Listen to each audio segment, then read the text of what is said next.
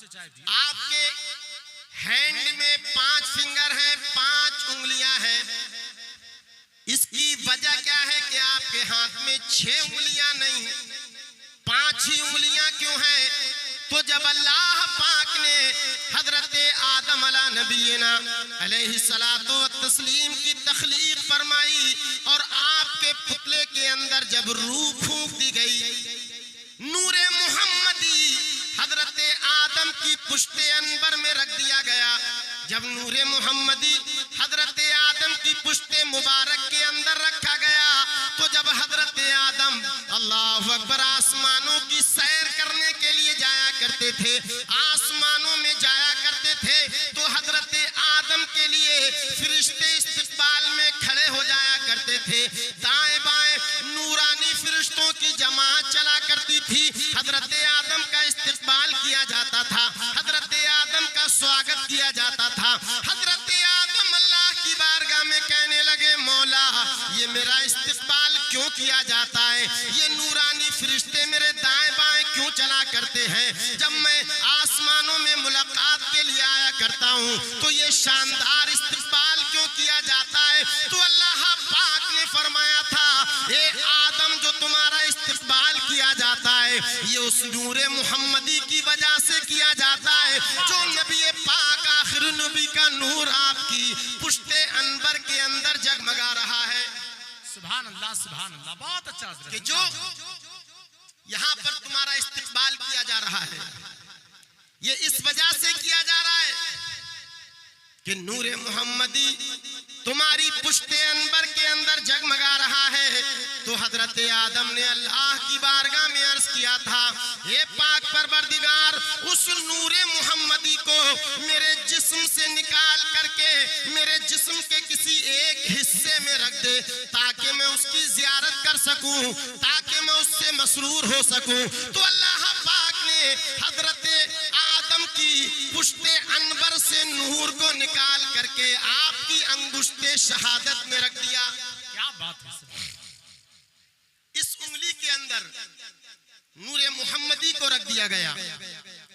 जब हजरत आदम ने नूरे मुहम्मदी के अंदर, जब हजरत आदम ने अपनी अंगुश्त के अंदर नूरे मुहम्मदी के जलवे देखे, नूरे मुहम्मदी की चमक देखी, नूरे मुहम्मदी की दमक देखी, तो हजरत आदम ने फौरन कहा था, अशहदु अल्लाह इलाहा इल्लल्लाह। 2 मर्तबा हजरत आदम ने इस वाली उंगली से अंगुश्ते शहादत से गवाही दी, तब से इसको अंगुश्ते शहादत कहा जाने लगा। अब हजरत आदम उसकी जियारत कर रहे हैं, उसकी चमक दमक को देख रहे हैं, फिर बारगाहे मौला में अर्ज करने लगते हैं, ए पाक परवरदिगार क्या नूरे मुहम्मदी का कुछ हिस्सा मेरे जिस्म में अभी भी बाकी है, मेरी पुश्त में अभी भी बाकी है? तो अल्लाह पाक ने फरमाया, ए आदम हाँ हाँ अभी भी नूरे सिद्दीक़ अकबर मौजूद है, मुस्तफ़ा के खुलफा मुस्तफ़ा के सहाबा का नूर अभी तुम्हारी पुश्त के अंदर मौजूद है। नूरे मुहम्मदी इस उंगली के अंदर रख दिया गया। हजरत आदम ने कहा, मौला क्या अभी नूरे मुहम्मदी और मेरे जिस्म के अंदर बाकी है?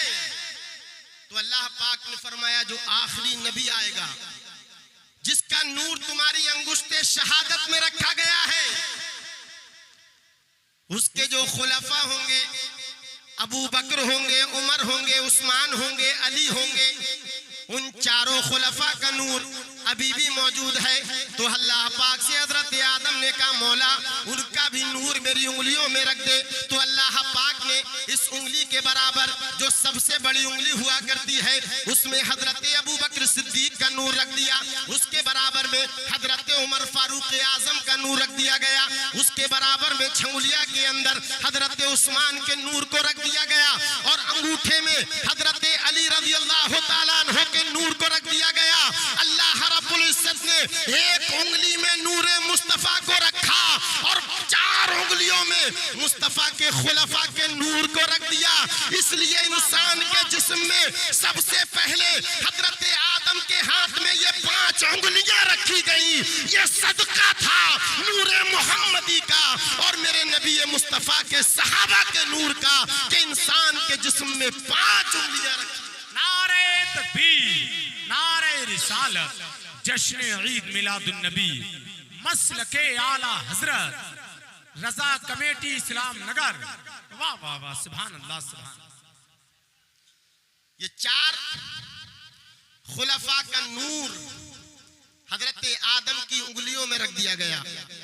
तभी हम अहले सुन्नत कहा करते हैं, अबू बकर उमर फारूक उस्मान की इनायत से, अबू बकर उमर उस्मान हैदर की इनायत से, और रहे महफूज हम सब लोग शैतान की शरारत से।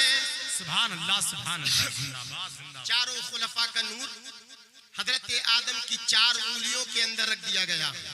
हजरत आदम उसका दीदार फरमाया करते थे, उसको देखा करते थे। हजरत आदम अला नबीना अलैहिस्सलातु व तस्लीम के लिए जन्नत के अंदर 1,24,000 या 2,24,000 कमोबेश अंबिया इकराम जो आने वाले थे, उन तमाम अंबिया की कुर्सियों को बिछा दिया गया। जी, नूरे मुहम्मदी हजरत आदम की पेशानी में जगमगा रहा है, और जितने अंबिया क़यामत तक आने वाले हैं, जितने रसूल दुनिया में आने वाले हैं, सब नबियों की, सब रसूलों को नामजद करके उनकी कुर्सियों को सजा दिया गया। ये कुर्सी हजरत शीश की है, ये कुर्सी हजरत नूह की है, ये कुर्सी हजरत याहिया की है, ये कुर्सी हजरत दानियाल की है, ये कुर्सी हजरत इब्राहिम की है, ये कुर्सी हजरत इस्माइल की है। तमाम कुर्सियों को रख दिया गया। हजरत आदम एक कुर्सी पर नूरे मुहम्मदी के साथ जलवागर हुआ करते थे। सुभान अल्लाह। जिस कुर्सी पर बैठते तो उस कुर्सी पर उसी नबी का नूर जगमगाने लगता था। हजरत शीश की कुर्सी पर बैठे तो हजरत शीश का नूर जगमगाया। हजरत याहिया की कुर्सी पर आए, उनका नूर जगमगाया। हजरत दानियाल की कुर्सी पर आए, उसका नूर जगमगाया। यहाँ तक कि जब यके बाद दीगरे तमाम अंबिया और रसूल की कुर्सियों पर हजरत आदम बैठते गए, हर नबी का नूर जगमगाता रहा। जब आखिर में आकर के हजरत आदम ने हमारे आका शम्सुद्दुहा बद्रुद्दुजा नूरुल हुदा इमामुल अंबिया खत्मुर रसूल की कुर्सी पर जलवागरी की, तो मेरे मुस्तफा की जब कुर्सी पर हजरत आदम बैठे तो एक नूर नजर नहीं आया था, बल्कि 70,000 परचम मेरे मुस्तफा की कुर्सी से बुलंद हो गए, और ऐसे बुलंद हुए कि पूरी कायनात का जर्रा जर्रा आदम को चमकता नजर आ रहा था। पूरी कायनात नूरे मुस्तफा से जगमगा रही थी। अल्लाह अकबर। आला हजरत इमाम अहले सुन्नत फाज़िल बरेलवी मुजद्दिद दीन व मिल्लत इरशाद फरमाते हैं, सब चमक वाले उजलों में चमका किए, अंधे शीशों में चमका हमारा नबी। सुभान अल्लाह जिंदाबाद। इस शान के साथ अल्लाह रब्बुल इज्जत ने हजरत आदम की पुश्त में नूरे मुहम्मदी को रखा। और यही नहीं, जब हजरत आदम जन्नत के अंदर रहते रहे, अल्लाह ताला की तरह तरह की नेमतों से लुत्फअंदोज होते रहे। जन्नत के अंदर हर तरह की नेमत मौजूद, हजरत आदम हर नेमत को इस्तेमाल करे। लेकिन एक मर्तबा अल्लाह पाक की बारगाह में अर्ज करने लगे, हे पाक परवरदिगार, जन्नत के अंदर तेरी तरह तरह की नेमतें मौजूद हैं, लेकिन मुझे एक चीज की कमी नजर आती है। अल्लाह पाक ने फरमाया, आदम, जन्नत के अंदर कायनात की हर नेमत मौजूद, लेकिन फिर भी आपको जन्नत में किसी चीज की कमी नजर आती है। तो हजरत आदम ने कहा, हाँ मौला, मुझे कमी नजर आती। अल्लाह पाक ने फरमाया, तुम्हें कौन सी चीज की कमी नजर आती है? तो हजरत आदम अल्लाह की बारगाह में कहने लगे, हे पाक परवरदिगार, जन्नत में तरह तरह की नेमतें मौजूद, जन्नत में तरह तरह के इनामात मौजूद, लेकिन मैं तन्हा रहा करता हूँ। मेरा कोई हम मोनिस नहीं, मेरा कोई गमख्वार नहीं, मेरी कोई हम जिन्स का नहीं। हे पाक परवरदिगार, मैं तन्हा रहता हूँ, मैं किसी से अपने दिल की बात नहीं कर सकता। तो अल्लाह पाक ने हजरत आदम के ऊपर नींद को मुसल्लत फरमाया। हजरत आदम आगोश नींद हो गए। अब इधर अल्लाह पाक ने हजरत आदम की एक बाईं पसली को निकाला और उस बाईं पसली से हजरत हव्वा को पैदा कर दिया गया। हजरत हव्वा हजरत आदम के सरहाने मौजूद हैं। हजरत आदम की जैसे ही आंख खुली, हजरत आदम ने फरमाया मन अंते, तुम कौन हो? हजरत हव्वा ने कहा ना इमरातुन, मैं औरत हूँ। हजरत आदम ने फरमाया लिमा खुलिक़ते, तुम्हें क्यों पैदा किया गया? हजरत हव्वा ने फरमाया ले तस्किना इलैहा, ताकि आप मुझसे सुकून हासिल करें। मुझे इसलिए पैदा किया गया है ताकि आप मुझसे सुकून हासिल करें। जब हजरत आदम ने इतना सुना कि हजरत हव्वा को लिए मेरे सुकून के लिए, मेरे करार के लिए पैदा किया गया है, अल्लाह अकबर। हजरत आदम ने हजरत हव्वा की तरफ दस्ते मोहब्बत बढ़ाना चाहा, अपनी आगोश में लेना चाहा, अपने करीब करना चाहा। फरिश्तों ने कहा आदम अभी रुक जाओ, अपने हाथ को खींच लो। हजरत आदम ने फरमाया हे फरिश्तों, हजरत हव्वा को मेरे लिए पैदा किया गया, हजरत हव्वा को मेरे सुकून के लिए पैदा किया गया। अब मुझे मना क्यों किया जा रहा है, मुझे रोका क्यों जा रहा है? तो फरिश्तों ने फरमाया हे हजरत आदम, पहले आपका निकाह किया जाएगा, उसके बाद महर दिया जाएगा, फिर हजरत हव्वा को तुम्हारे हवाले किया जाएगा। अल्लाह पाक ने हुक्म दिया कि हजरत आदम के लिए याकूत से जड़ी हुई कुर्सी लाई जाए। एक अजीमुशान जन्नत के अंदर कुर्सी लाई गई, हजरत आदम को उस पर बिठा दिया गया। फरिश्ते चारों तरफ से गवाह बन गए। अल्लाह पाक ने फरमाया आदम, ये हव्वा तुम्हारी बीबी है, तुम इनके शौहर हो और तुम दोनों मेरे बंदे हो। जन्नत में सबसे पहला निकाह हजरत आदम हजरत हव्वा का किया जा रहा है। अब फरिश्तों ने कहा आदम, हजरत हव्वा का तुम्हें महर अदा करना पड़ेगा। हजरत आदम ने फरमाया महर क्या दिया जाएगा?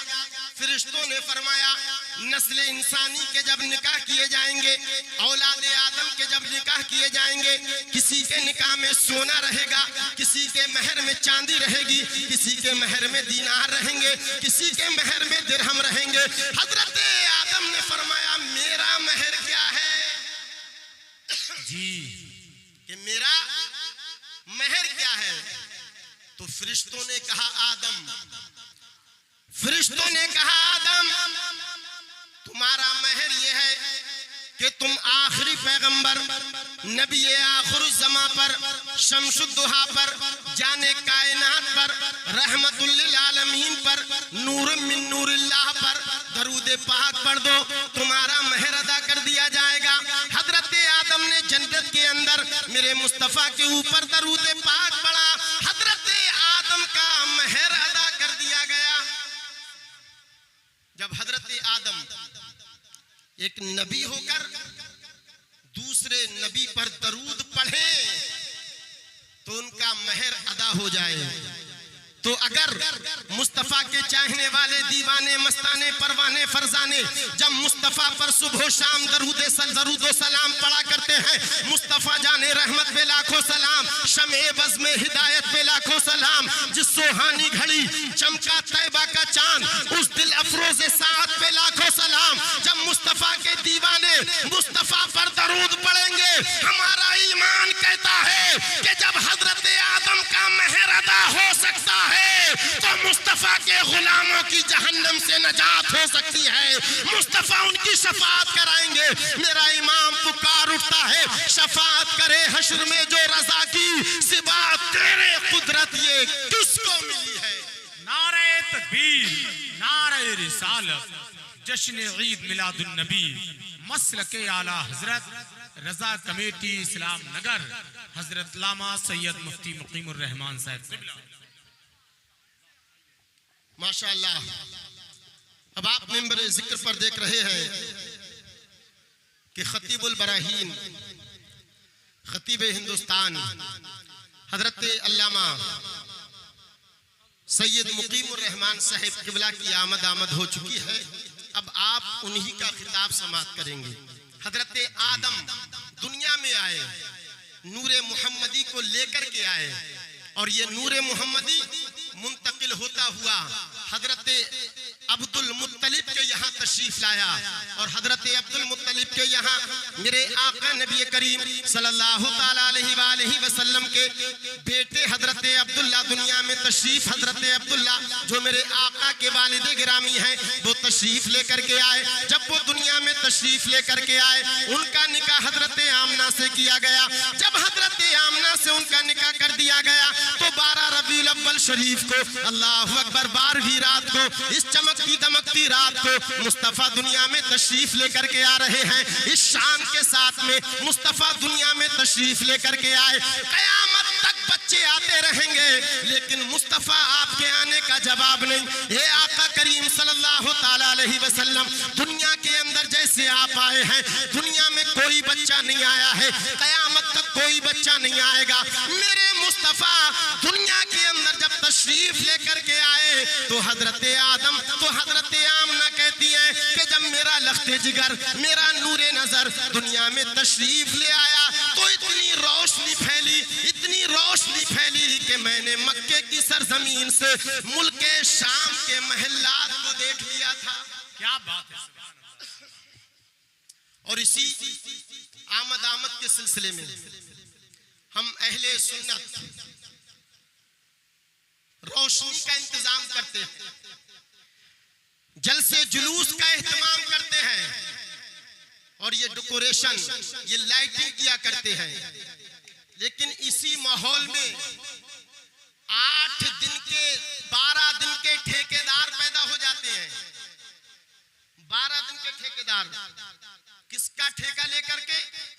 ये जो आपने लाइटिंग की है, जो ये जलसा किया है, ये सजावट की है, इतने पैसे से किसी गरीब की लड़की की शादी कर दी जाती। अल्लाह अकबर। ये ठेकेदार, इनको सिर्फ 12 दिन नजर आते हैं, इसके अलावा कोई दिन नजर नहीं आया करता।